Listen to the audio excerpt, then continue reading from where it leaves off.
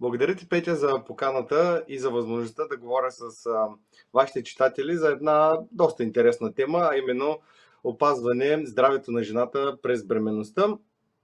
Тази тема е интересна от гледна точка на това, че доста жени питат какво трябва да се прави по време на бременността, какво трябва да пия или какво да не пия, какво да избягвам. Истината е, че тази тема е интересна, защото съветите, които даваме, са принципно уникални за всяка една жена. Няма единно мнение какво трябва да се пие или да не се пие. Пак казвам, всичко зависи от конкретния случай. И все пак да се представя с няколко думи. Името ми е доктор Атанас Цонев и работя в областта на високорисковата бременност и високорисково раждане. С днешната лекция ще се опитаме да обясним основните физиологични състояния в организма на жената, които се случват по време на бременността и как да запазим нейната физиология, т.е. как да запазим здравото състояние на жената по време на бременността. Като по този начин ще се опитаме да дадем съвети как да сведем хоспитализацията до минимум, т.е. как да не влизаме в болница или да се предпазим от по-сериозните усложнения. И другата така моя цел е да внесем яснота в основни въпроси, които са свързани с някои, така бих казал, неверни твърдения, които са широко разпространени в интернет пространство, както му казваме ние, митове и легенди. И все пак да благодаря на Vita Biotics, които ми помогнаха да направя тази презентация и тя да види бял свят. И така, да започваме. Значи, основното, което така искам да кажа, че тялото на жената претърпява промени по време на бременност. Основното, което е важно да се знае, че бременната жена не е болна. Тоест, промените в тялото ѝ са физиологични и те са с цел по-доброто износване на плода през тези 9 месеца. Въпреки че промените са много, обикновено жената няма нужда от каквото и да било лечение. Една от основните промени в организма на жената е, че естрогенът, това е един основен хормон на бременността, и прогестеронът, който е другия хормон, се повишават. Една жена произвежда повече естроген през бременността, отколкото през целия си живот. Функцията на естрогените е да подобряват васкуларизацията. Това е образуването на кръвоносни съдове в организма на жената, което от своята страна може да води до подуване на крайници, може да доведе до проблеми с дефекация и други такива организми и други такива оплаквания. Също така, повишаване нивата на естроген през първия триместър най-често са свързани с гадене и понякога повръщане. Такива симптоми се наблюдават почти в половината от жените. Болката в гърдите също е често срещан симптом по време на ранна бременност. Нивата на прогестерон, както казахме, също се увеличават. Те са изключително високи по време на бременност, особено когато така минимум 15-16 седмица и плацентата започне да функционира напълно. Това също е свързано с намаляване на перисталтиката, намаляване на честотата на ходене до тоалетна и свързаните с това подуване на корем, черва и чувството на дискомфорт в корема като цяло.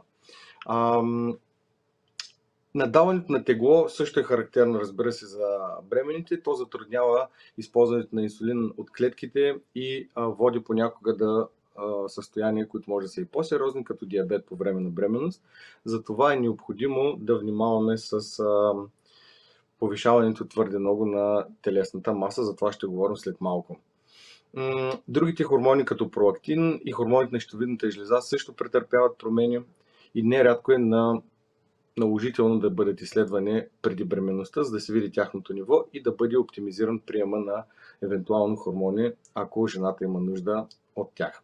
Обемът на кръвта бавно се увеличава и сърцето работи по-усилено, за да раздвижи допълнителната кръв из тялото, за да може тя да стигне до матката на първо място и до всички останали органи. Повишава се температурата по време на бременност и се засилва метаболизмът. Промените в тялото на майката повишават изискванията към организма и оптимизирането на начина на живот понякога е доста важно, за да се избегнат негативните последствия от тези промени върху тялото. Позитивното е, че бременните жени обикновено са млади и в по-голямата част от случаите нямат нужда от твърде голяма промяна на начина си на живот и бита си заради това, че са бременни. Така, относно подготовката за бременност и какво да направим по време на бременността, в моята практика често срещам въпроси. За това тук ще се спра на някои важни моменти. Какви изследвания е необходимо да си пусна, колко е важна медицинската ми история относно бъдещата бременност. Това са доста важни въпроси, които си отговаряме при всяка една жена. Основно ние разделяме бременността на рискова и нерискова бременност. Нерисковата бременност е такава бременност, при която липсват минали заболявания, липсват фактори, водещи до заболявания, липсват голямо наднормено тегло, генетична обремененост за високо кръвно, за диабет и други метаболитни нарушения. Нерисковата бременност е тази, при която жените са били в рамките на 12 месеца преди забременяването на преглед, който не е показал някаква патология, било то с гинекологичните органи или друг вид органи. И тук е въпросът за възрастта на жената. Значи, възрастта на жената е много относителен фактор. Винаги съм казвал, че е добре да дойде една жена на 42-3 години, която е с активен начин на живот, без придружаващи заболявания, няма наднормено тегло, отколкото една млада дама на 20 години, която е с много наднормено тегло, над примерно 100 кг, която яде изключително богата на въглехидрати храна и има инсулинова резистентност или преддиабетни състояния. Така че възрастта определено е относителен фактор и повечето лекари не смятаме, че до 45-6 годишна възраст майката се брои за рискова бременност относно фактор възрастта. Основният преглед при гинеколог, за който споменах преди малко, в рамките на 12 месеца преди бременността, е препоръчително да се направи и преди забременяване, който би трябвало да включва една цитона маска и ултразвуково изследване с цел откриване на заболявания, които трудно биха се лекували по време на бременност. Такъв тип заболявания най-често, като примери, са проблеми с маточната шийка, туморни образования в матката, като миоми и други, които също могат да повлияят на една бъдеща бременност. В нерисковата бременност започваме винаги с основните съвети за хранене, съвети за фолиева киселина, като тук е важно да се отбележи, че фолиевата киселина при нерискова бременност трябва да се приема до поне 16-та гестационна седмица. Съвети за физическа активност преди и след 20-та гестационна седмица. 20-та гестационна седмица е тази, до която смятаме, че могат да бъдат практикувани всякакви видове спортове. След 20-та седмица трябва да бъдат избягвани спортовете с тежко физическо натоварване и вдигане на твърде тежко. Тук може би е добре да кажа един пример, че примерно в Германия имахме една жена, която беше в националния отбор по вдигане на щанги и беше бременна. Тя не можеше да си позволи да отсъства от тренировки 7-8 месеца и затова и по време на бременност си ходиш на тренировки и вдигаше тежко, тъй като беше с нерискова бременност, при нея не са се получили абсолютно никакви усложнения. Това относно вдигането на тежко по време на бременност. Когато говорим за хранителни добавки и витамини и тяхното взимане, трябва да се отнесем с особено внимание към всяка жена, към нейния начин на живот, работно място, рискови фактори и тези добавки да бъдат оптимизирани, за да получава всичко, което така е жизненно необходимо за развитието на бъдещия организъм, който е плода ѝ. Тук е важно да кажем, че като акушер-гинеколог, който работя главно в градски условия, има няколко особености на жените, които живеят в града, т.е. на жените, които живеят в това пространство, което е градската среда. Това е, тук имаме особености на този начин на живот, имаме ограничено работно място с обикновено по-ниска двигателна активност, имаме транспорт до работа, рядко жените имат възможност да ходят на няколко минутки пеша до работа и трябва да използват някакъв вид транспорт, възможност за отдих сред природа и слънце, което в градски условия също е по-трудно, и излагането на хроничен стрес. Всички тези особености така или иначе предопределят следенето на бременност в градски условия и нали, ни излагат на определени особености, които да спазваме. Те отличават следенето на бременност, както преди 70 години, например, когато жените са живеели на село или са живеели с възможност за много повече интензивни физически усилия, ядели са по биохрана и всички други неща, които в наше време сме приели, че е трудно да бъдат изпълнявани. Значи, относно особености на живота в града, тук имаме много повече бял и силен шум, който води до хроничен стрес, имаме повишено замърсяване на въздуха, имаме липса на уединение, което също е причина за високия хроничен стрес, и това води до напрягане на вегетативната система.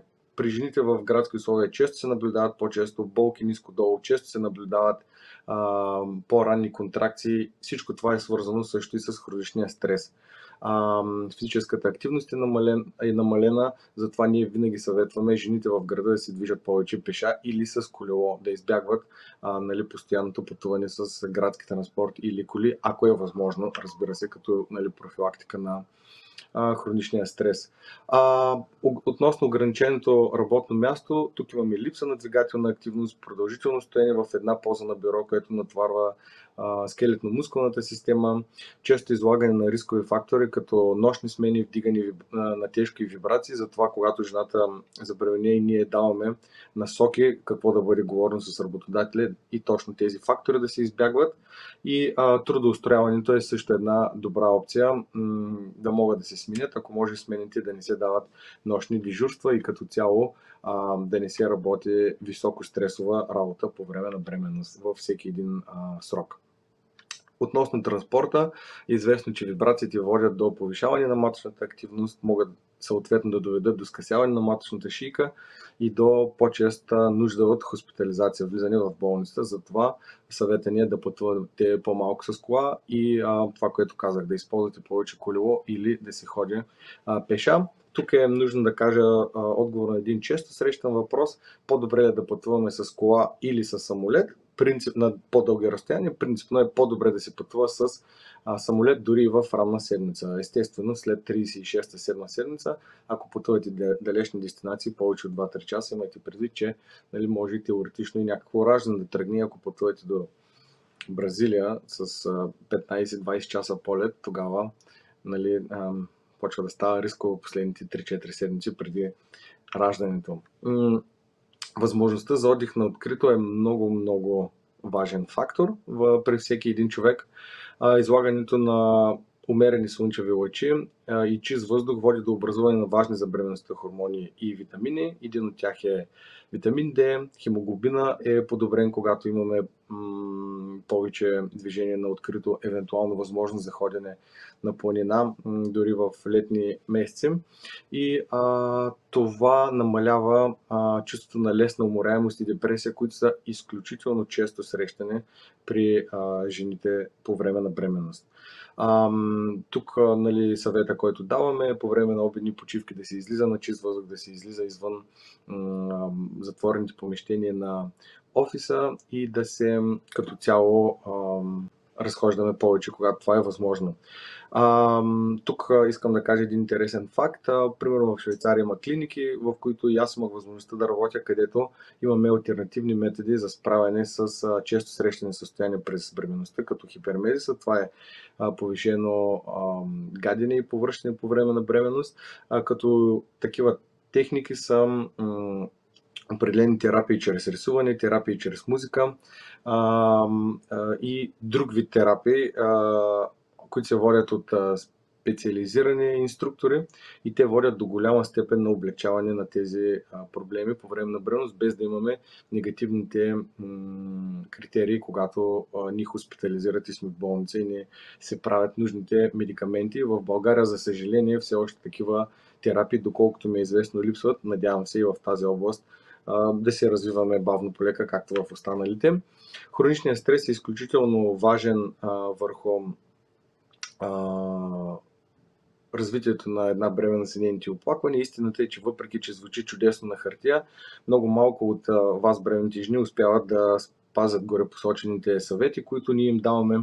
Невъзможността да се промени начин на живота, да се оптимизира физическата активност, води до натрупване на този хроничен стрес.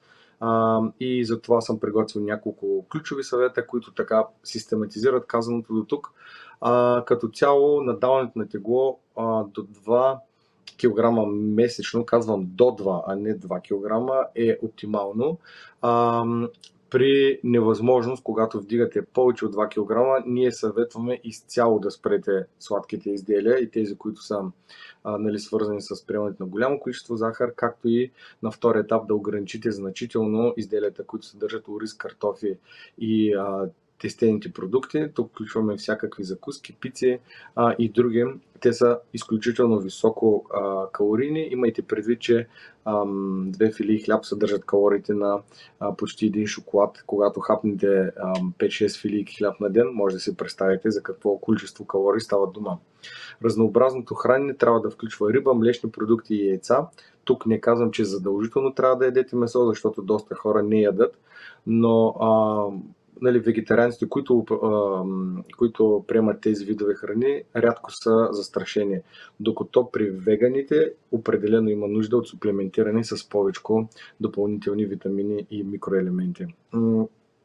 Поддържането на физическа активност в съвременната концепция за водене на бременността е много важно и в момента няма състояния, доколкото ми е известно, които да налагат продължително лежане на легло.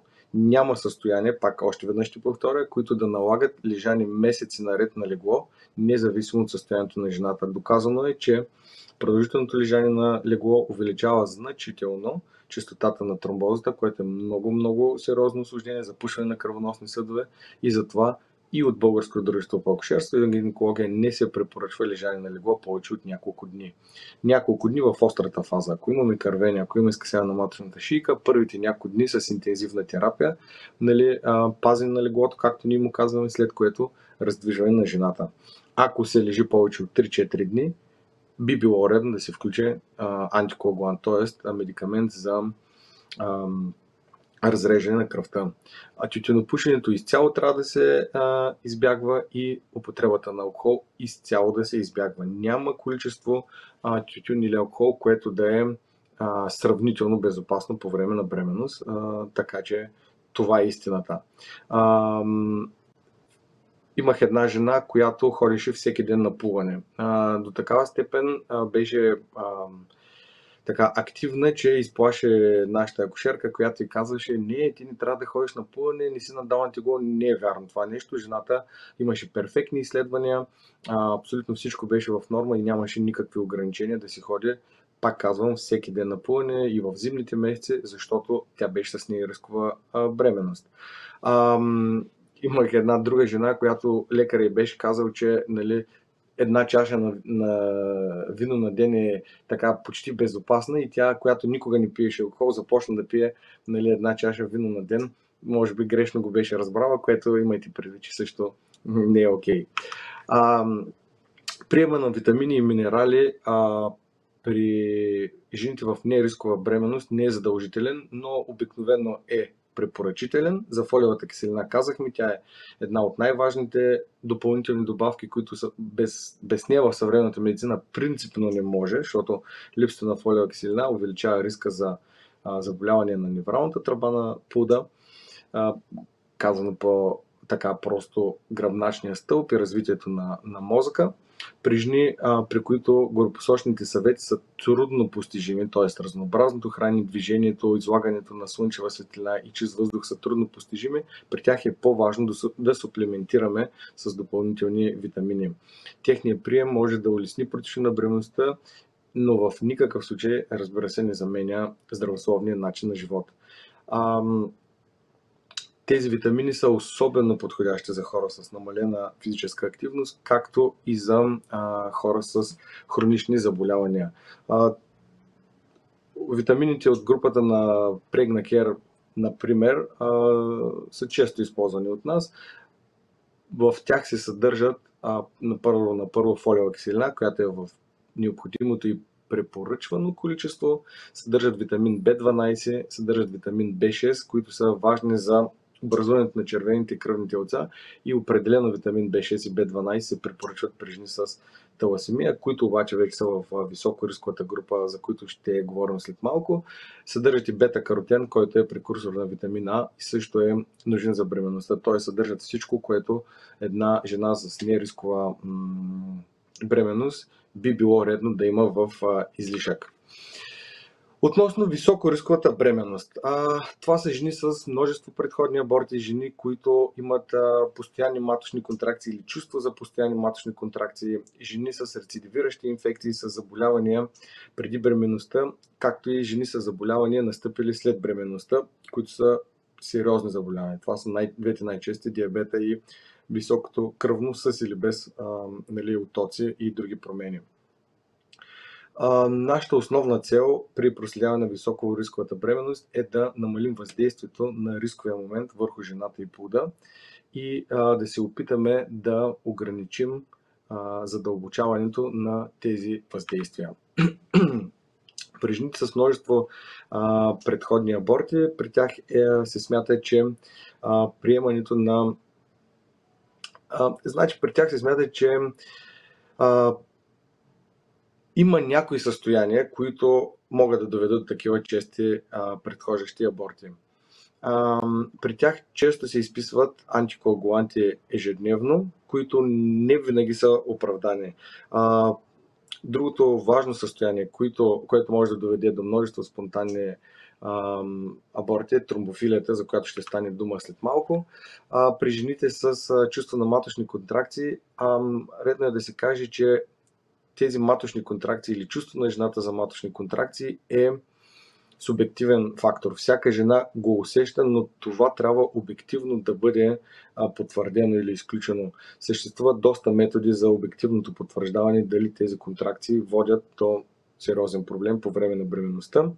Често срещани грешки са, както споменах по-горе, дълготрайното лежане с седмици и понякога месеци. За съжаление и в съвремето все още виждам такива жени, на които им е даден такъв съвет. И ненужната белодробна профилактика на плода. Жената има контракции, вкарва се в болница, без да има обективен показател за това, че ще роди в следващите няколко дни, и се прави белодробна профилактика или медикаменти за оздравяване белия дроб на плода, което също, за съжаление, е грешка. Значи риска да има преждевременно раждане при жена без предходно такова реално е малък.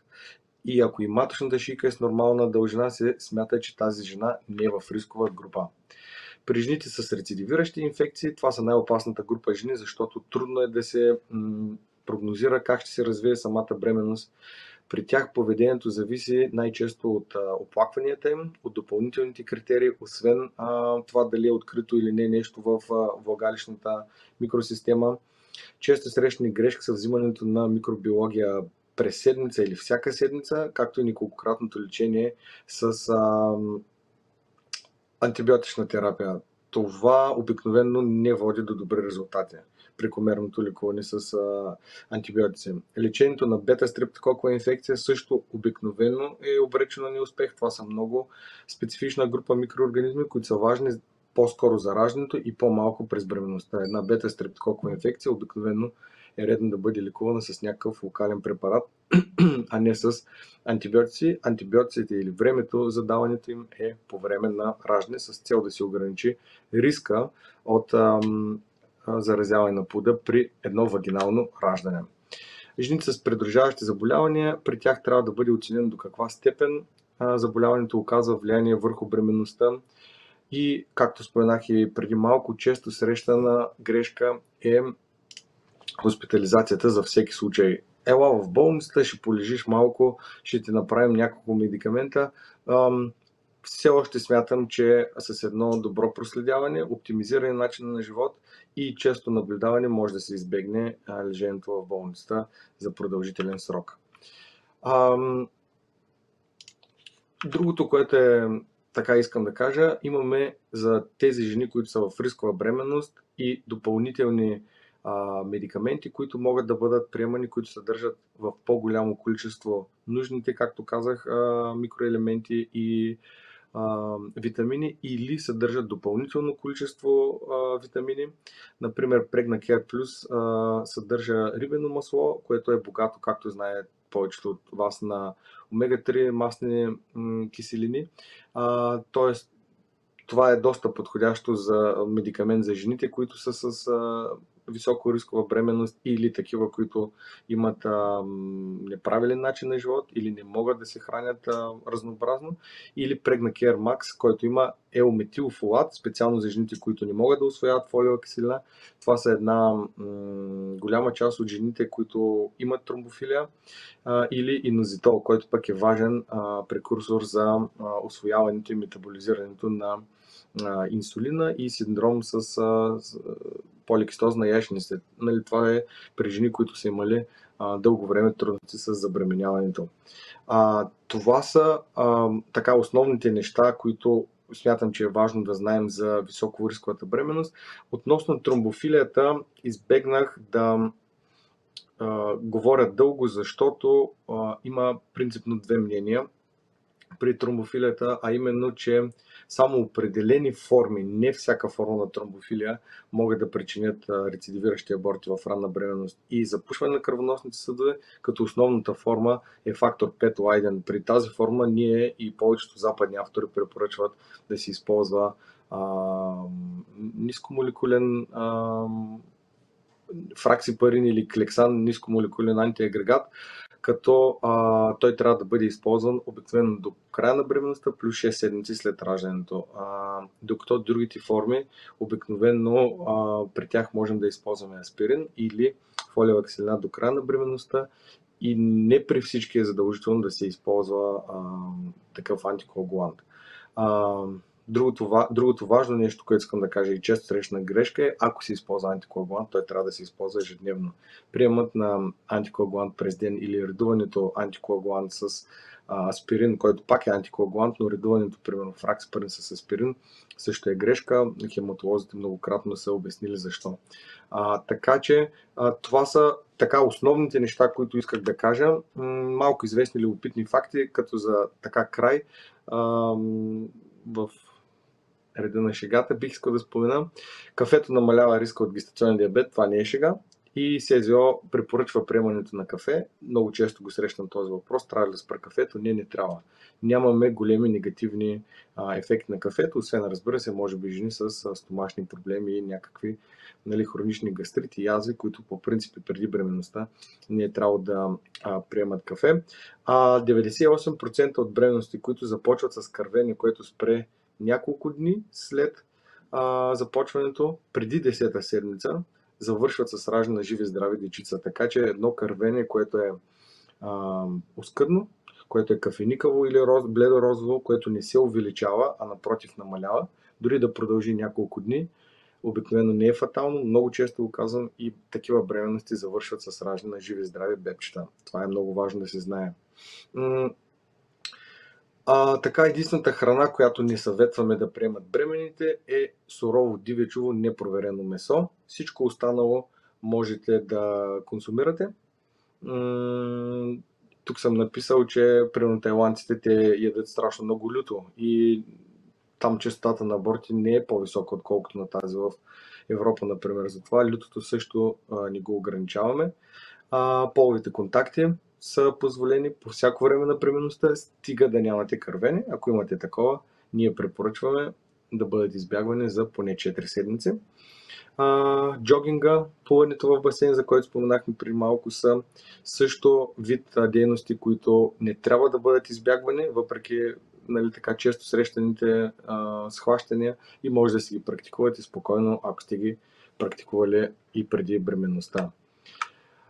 Благодаря ви за вниманието. Съвсем накратко ще кажа за накрая, че при жените, които имат други така по-сериозни негативни ефекти на бременността, като гадене и повръщане, има и други форми на препаратите, които са заместители на пълноценното хранене или подпомагат пълноценното хранене на витамините. Такива препарати са под формата на сиропи или дъвчащи таблетки и са подходящи точно за такива жени, които по-трудно приемат стандартни медикаменти, хапчета и други.